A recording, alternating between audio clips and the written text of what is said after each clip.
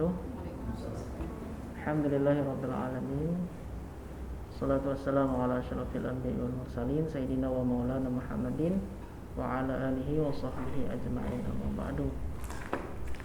Rabbi shrah li sadri wa yassir li amri wa hlul 'uqdatam min lisani yafqahu qawli. Rabbi zidni 'ilman warzuqni fahma. Allahumma la sahla illa ma ja'altahu sahla wa anta taj'alul hazna idza syi'ta sahla. Baik, Bapak sekalian, Ibu serta adik-adik yang berbahagia, pada kesempatan pagi hari ini alhamdulillah pertemuan pertama kita ya, untuk agenda setor hafalan Al-Qur'annya ya. Yang kemudian kita awali dengan pengantar, yakni pengantar terkait dengan ilmu tajwid. Nanti jika diperlukan kita ada beberapa sesi karena memang ilmu tajwid ini cukup panjang gitu. Jadi sebenarnya mudah-mudahan ini bermanfaat. Jika memang ini terutama adik-adik atau ibu-ibu, bapak sekalian yang sudah mempelajari dan kemudian saya ulangi jelaskan lagi, itu menjadi penguat ya, insyaallah menjadi penguat, dan bagi yang belum mengetahui ini menjadi pengetahuan kita. Terkait dengan ilmu tajwid, tentunya kita harus memiliki motivasi yang kuat, yakni ketika kita mempelajari Al-Quran, kita harus memiliki motivasi yang tinggi, yakni Rasulullah juga menyampaikan kepada kita bahwa bacalah Al-Quran, karena Al-Quran itu nanti akan datang pada hari kiamat sebagai pembela dan memberi syafaat kepada kita semua. Jadi nanti pada hari kiamat itu tidak ada pertolongan apapun ya, tidak ada pertolongan kecuali salah satunya adalah syafaat dari Al-Quran. Siapa yang mendapat syafaat dari Al-Quran? Yakni orang-orang yang sangat intensif berinteraksi dengan Al-Quran. Yakni insyaallah apa yang telah kita lakukan pada pagi hari ini, insyaallah ini menjadi salah satu kita semua untuk mendapatkan syafaat Al-Quran nanti di hari kiamat. Kemudian terkait dengan ilmu tajwid, ini sangat penting. Kalau kita mungkin belajar bahasa, mungkin ini grammarnya. Ya, ketika kita membaca Al-Quran tentunya ada aturan gitu, sehingga ketika kita membaca insyaallah mendapatkan pahala ya. Kita ketahui bersama bahwa satu huruf Al-Quran itu adalah 10 kebaikan. Kita baca satu ayat aja udah berapa puluh huruf gitu kan, kalikan 10 itu kebaikannya. Kemudian bagi yang belum, bisa dikatakan karena baru belajar dan sebagainya, itu bahkan mendapatkan 2 kali lipatnya pahala yang Allah berikan kepada kita bagi yang baru belajar, yakni pertama karena memang ayat Al-Quran itu penuh dengan keberkahan, dan kemudian tekad kita atau kesungguhan kita itu menjadi nilai pahala tersendiri, sehingga dia menjadi 2 kali lipatnya gitu kebaikan mempelajari Al-Quran. Baik, Bapak Ibu sekalian, kita sambil melihat panduan ya. Ini ada panduan. Kita akan belajar dari hal yang sangat dasar sekali. Ya, kita belajar dari hal yang sangat dasar sekali.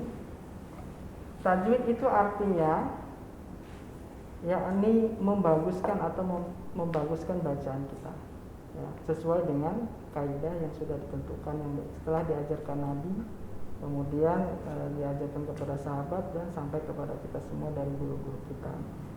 Baik, hal yang dasar yang perlu kita ketahui adalah dari huruf mungkin ya, A, Ba, Ta, Sa, Jim, dan seterusnya. Jika ini belum berbaris, berarti bagaimana cara kita membacanya? Ini bacanya apa?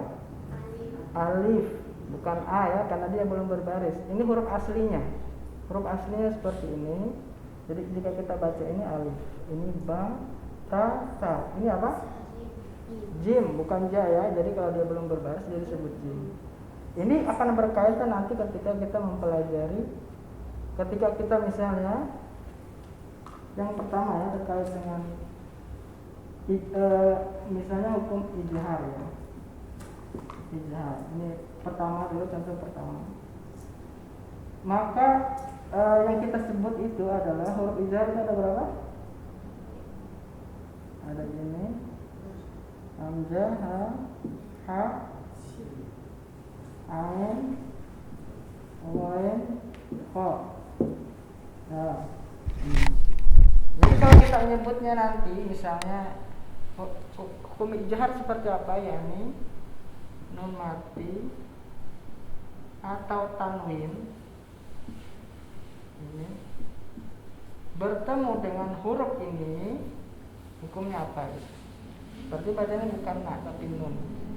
Nun mati gitu bertemu dengan misalnya ini sebetulnya bukan kok tapi wain. Nah, misalnya ketemu dengan nun mati atau tanwin bertemu dengan bukan a tapi hamzah gitu. Jadi itu sebetulnya seperti itu nanti yang kita intensif belajar. Setelah jim apa ada adek? Setelah jim ha, ho, terus dal, zal, ro, zai, kemudian sin, shin, sod, dot, to, zo, terus wain ya, ain, wain, terus ka, qaf, kaf, lam, mim, nun, waw, ha, terus hamzah, ya. Nah ini dia. Jadi ada memang sebutannya itu tidak sesuai dengan ketika dia berbaris. Kalau alif nggak sesuai ya. Kalau ba tetap sesuai ya. Ba, ta, sa, jim. Jadi kita lingkarin yang sebutannya itu berbeda ketika dia berbaris. Jim, ha, ho, dal, zal, ro sama zai, sin, shin, sod, do, to, zo, ain, wain, ka, qaf, kaf, lam, mim, nun, waw, ha, hamzah. Ya.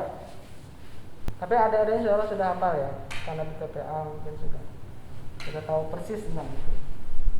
Kemudian kakak bertanya kepada adik-adik, kalau baris seperti ini dia disebut apa? Adik-adik, baris apa ini? Hah? Fathah. Ini barisnya di atas ya. Ini garisnya. Apabila garisnya di bawah disebut apa? Kasroh. Bila di atas seperti ini disebut apa? Doma. Jadi pemakaian fathah itu misalnya wa, garisnya di atas. Ini fathah. Bila garisnya di bawah menggunakan baris kasroh, berarti jadi wi. Kalau dia garisnya seperti ini domah, jadi wu. Nah, itu hal-hal yang dasar yang perlu kita ketahui. Kemudian jika barisnya seperti ini, nah ini apa lagi? Ada lagi katanya. Ini disebut apa? Keseluruhannya disebut apa ini?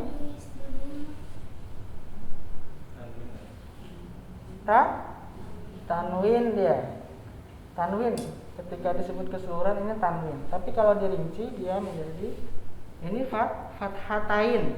Artinya fathah yang garisnya dua. Ini tanwin kasrotain, berarti kasrotain itu artinya baris bawah itu dua. Domatain, ya, doma tanwin domatain berarti yang bentuk seperti ini ada dua. Ini berbunyi an, in, un. Nah ini hal-hal yang dasar yang perlu kita ketahui. Ya, insyaallah ini kemudian kita masuk kepada hukum yang pertama. Baik, terkait dengan hukum nun mati atau tanwin bertemu dengan huruf-huruf yang kita tulis tadi, yang ini, yang ada 29 ini, dia memiliki beberapa hukum. Yang pertama apa hukum? Yang pertama izhar. Artinya apa izhar? Jelas. Seperti apa? Jadi nun mati atau tanwin. Jadi apabila nun bertemu dengan tanwin, nun mati atau tanwin bertemu dengan huruf izhar. Huruf izharnya apa saja? Yang pertama adalah hamzah, ha, kemudian ha, kemudian ain, wain, dan ho. Nah sekarang kita lihat contohnya. Coba kita buka Al-Quran. Kita buka Al-Quran Al-Baqarah. Coba buka halaman 4. Ada enggak contoh izhar? Nun mati atau tanwin bertemu dengan salah satu huruf ini. Ada.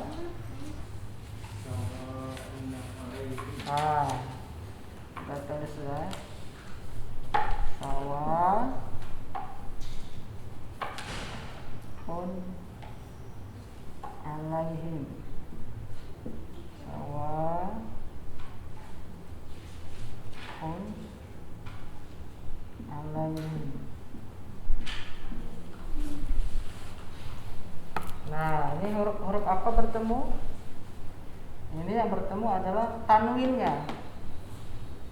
Tanwinnya kan? Yang ini. Bukan nunnya kan? Ada yang bertemu adalah tanwinnya ini, domatain bertemu dengan salah satu huruf ini. Huruf yang mana bertemunya? Bertemu dengan huruf yang ain. Yang ini. Nah, ain. Berarti cara membacanya jelas dia. Sawaun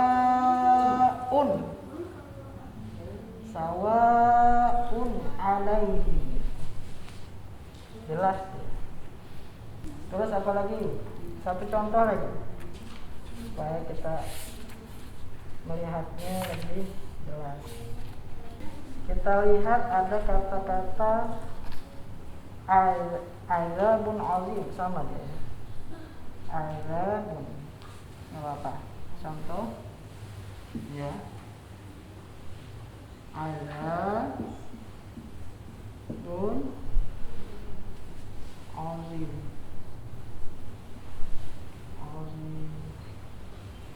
Ya.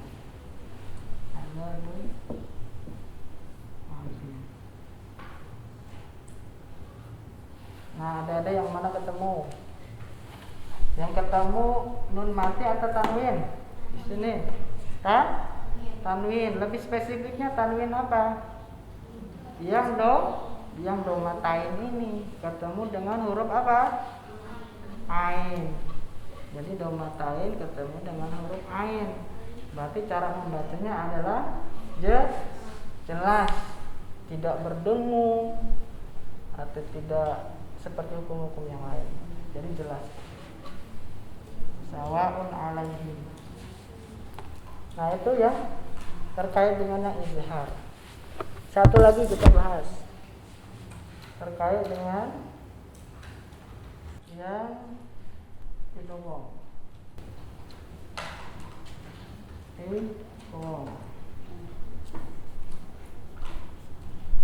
Jadi idgham ini Ada dua dia.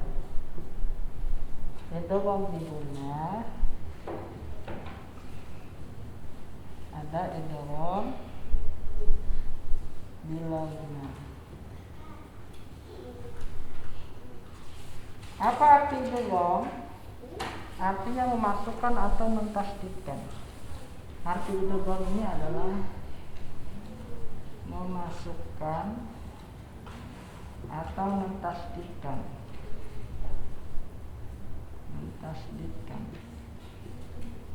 Nah, contohnya seperti apa? Baik, kita bahas yang idgham bi gunnah dulu ya. Huruf idgham bi gunnah itu ada berapa huruf? Kan ada 29 huruf. Jadi yang termasuk idgham bi gunnah ini adalah mim, nun, mimun, waw. Dia ada mim, nun, waw, ya. Ada 4 dia. Jadi apabila nun mati atau tanwin bertemu dengan huruf yang ini, selain yang ini ya, ini udah keijhar dia. Nah, sekarang ketemu huruf yang baru lagi, ketemu huruf yang 4 ini. Apa hukumnya? Dia adalah idgham bi gunnah. Idgham itu artinya memasukkan, kemudian bi gunnah itu dengan dengung ya. Dengan dengung. Contohnya seperti apa? Baik, kita cari contohnya. Boleh kita buka Al-Quran. Idgham bi gunnah artinya memasukkan atau mentasdidkan dengan gunnah. Contohnya adalah Aisyah watun, Aisyah watun, syawatu walahum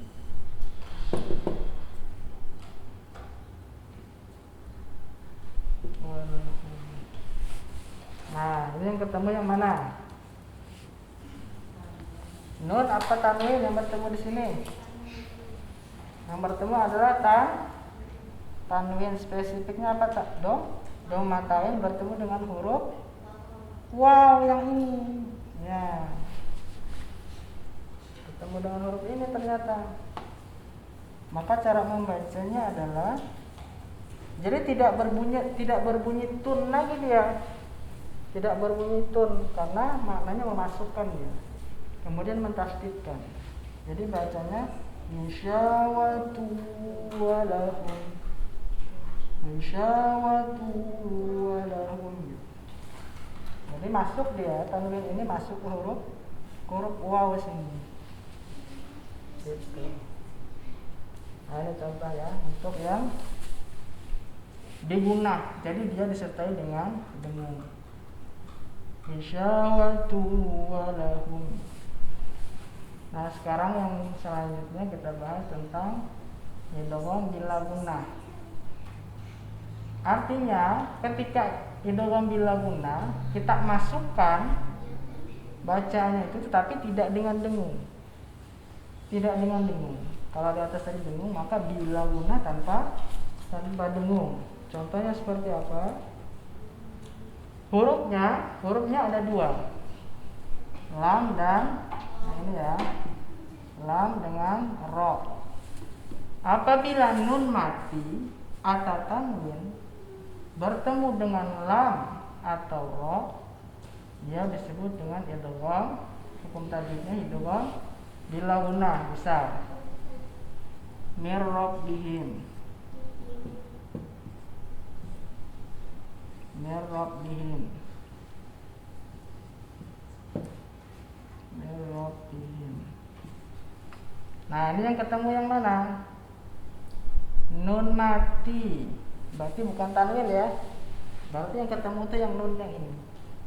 Yang tanwin, yang nun bertemu dengan huruf ro, salah satu huruf idgham bila gunnah.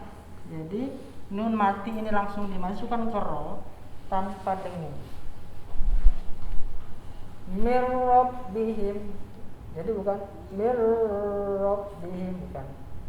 Jadi nggak ada dengung. Cepat aja dia. Mir rabbihim. Nah itu contohnya ya, terkait dengan idgham. Ya mungkin itu dulu, ada dua hukum ya terkait dengan nun mati atau tanwin bertemu dengan huruf-huruf hijaiyah, pengelompokan. Nanti ada lagi yang iqlab dan sebagainya, masih banyak. Jadi perlu waktu kita untuk membahas. Dan hari ini kita cukupkan dua dulu, izhar dan idgham. Baik, itu yang bisa saya sampaikan. Mudah-mudahan bermanfaat dan kita amalkan ketika membaca Al-Quran. Artinya ketika kita sudah paham sedikit-sedikit seperti ini, nanti ketika membaca cari-cari aja. Tadi terbaca izhar enggak? Nah, tadi terbaca idgham enggak? Jadi bisa mengamati. Gitu. Baik, sekian. Assalamualaikum warahmatullahi wabarakatuh. Ustaz, terkait dengan idgham aja. Jadi kan ya saya Ustaz ambil itu kan contohnya ada idgham gunnah dan idgham bila gunnah. Iya. Nah, saya lihat itu ada yang sama, cuma saya nggak tahu ini di dalam Al-Quran apakah itu nanti untuk ketemunya yang seperti itu semua atau tidak. Nah, contohnya seperti itu, Ustaz. Nah, bisa watu walahum itu kan wawnya ada apa itu di atas itu? Tasdid. Iya, tasdid. Ya. Apakah tanwin itu selalu ketemu dengan waw yang ada tasdid, atau di Al-Quran ini wawnya ada yang tidak pakai tasdid? Karena yang saya lihat juga yang di bawah bila gunnah nun ketemu dengan ra bertasdid. Nah, apakah di Al-Quran itu ada yang ra yang tidak pakai tasdid dan dihukumkan bila gunnah, atau selalu dia ketemu dengan tasdid? Iya. Karena kalau kita ketahui, kalau misalnya ketemu tasdid pasti dilebur biasanya. Iya, betul. Dia lolos di sini. Betul. Atau ada yang tidak pakai tasdid seperti itu. Iya. Baik, terima kasih pertanyaannya Pak Humaydi. Jadi kita ke belakang sedikit ya terkait dengan Al-Quran. Pada masa Nabi, Al-Quran ini dia tidak berbaris dan juga tidak ada titiknya. Bagaimana cara membacanya? Iya, kalau misalnya kalau orang-orang Arab mungkin paham betul. Cuma kalau kita di luar dari Arab, bagaimana cara membacanya?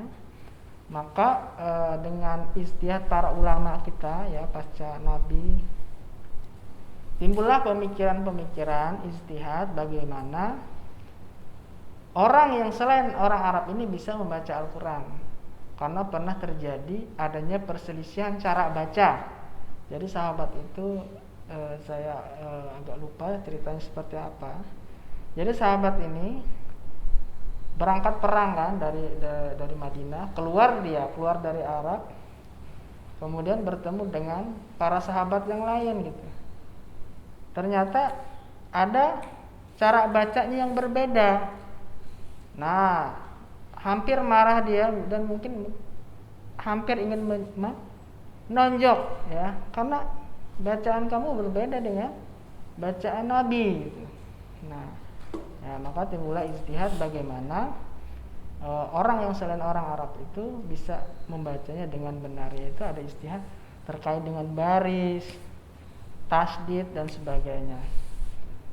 Ya, nah terkait dengan ini, apakah tidak ada tasdidnya? Misalnya, dia tetap dihukumi idgham bila gunnah? Iya, tanpa baris. Gitu. Gimana? Tetap dia nun mati bertemu dengan ro. Cara membacanya gimana? Yaitu meleburkan huruf nun ke ro. Jadi ada yang memang kita ketemu ada tasdidnya, ada juga yang ketemu kayaknya nggak ada tasdid. Cuma cara kita membaca udah terbiasa seperti itu gitu. Nah, jadi itu terkait dengan istihad tentang membarisi Al-Quran. Tanpa tasdid pun tadi, kalau kita sudah memahami betul tajwidnya seperti apa, maka kita akan membaca mir rabbi gitu. Hukumnya adalah apabila nun mati bertemu dengan ro, hukumnya apa? Idgham bila gunnah. Gitu. Bismillahirrahmanirrahim. Qul a'udzu birabbil falaq min syarri ma khalaq wa min syarri ghasiqin idza waqab wa min syarri naffatsati fil 'uqad wa min syarri hasidin idza hasad.